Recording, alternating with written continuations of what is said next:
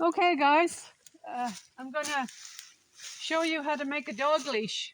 I mentioned to you in the other video about having a Caribbean in your weird bag. This is a sturdy one.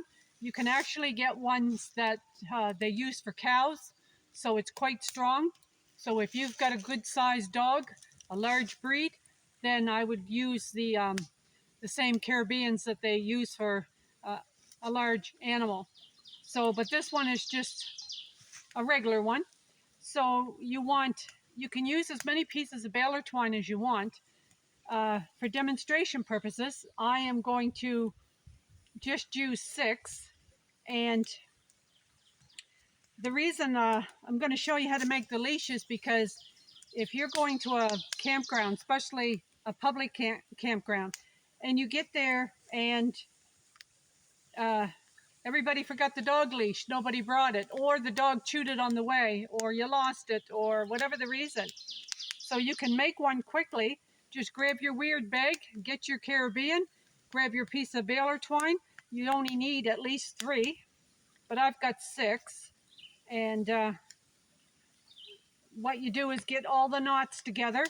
Now, the old plastic, you can use those old plastic pieces of baler twine, but they're not as good, and I don't like them as well. So if you can get a hold of the old baler twine like this, the kind of a jute piece, that's great. So anyway, I'm trying to get all the knots together here, and you want to cut those knots off because when you go to braid it, they be in your way. So now, as far as the clothesline goes, you can just loop the both of them together, 2, 3, 4, how many you want, and go from tree to tree or branch to branch and make yourself a clothesline. But today we're going to do the dog leash. So you just get out your buck knife or whatever you have on you, and you're going to cut these at the knot.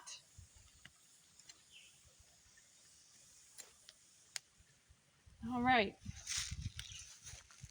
And then you'll, let me see, there's one here that's not cut.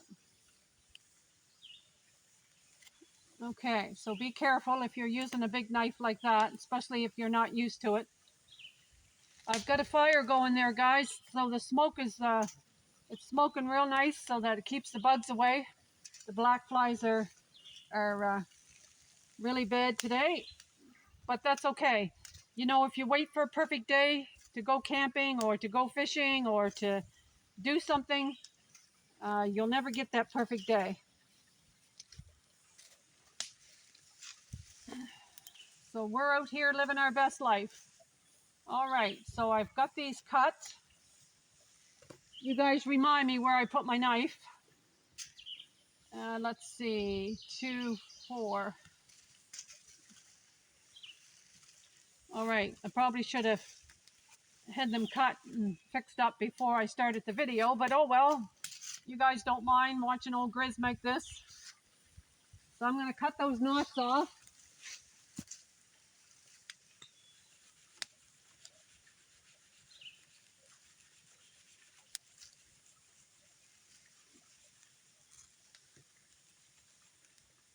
And the other great thing is, guys, by having the baler twine, even if you didn't have to make a leash or you don't have a dog or you don't need a clothesline, it's great stuff to get the fire going with. So I'm going to throw these knots in the fire. I'm trying to get that fire burnt down to some coals so that I can throw my steak on there for supper. So anyway, you got your pieces of baler twine.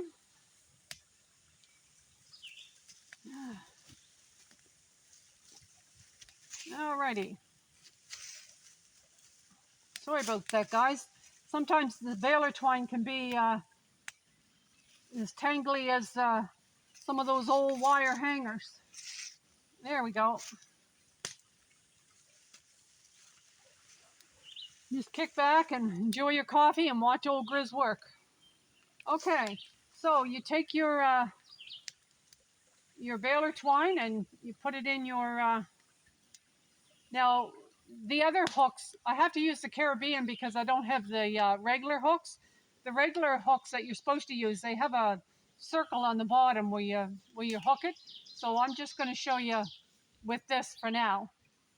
And then I will hook this onto a branch or a piece of string or something here just to give me some leverage. And you put them through, leave about a quarter of the baler twine, leave it there so you'll have something to work with. And then you just divide them into groups of 3 or 6, or doesn't matter how many you got. So, and then all you do is start braiding. So you're going to keep braiding. I guess they didn't have to be quite so long, but that's why you cut the knots off, because the knots get in your way when you're trying to braid.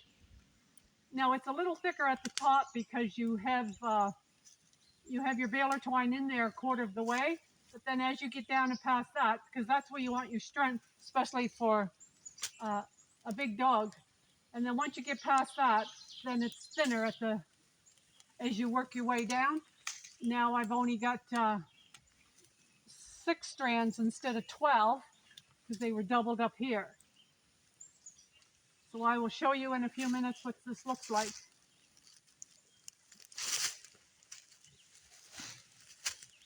And you just keep working it down. And like I said, and then if you don't need that, it's a great little fire starter. So that's why I like to carry baler twine in my weird bag.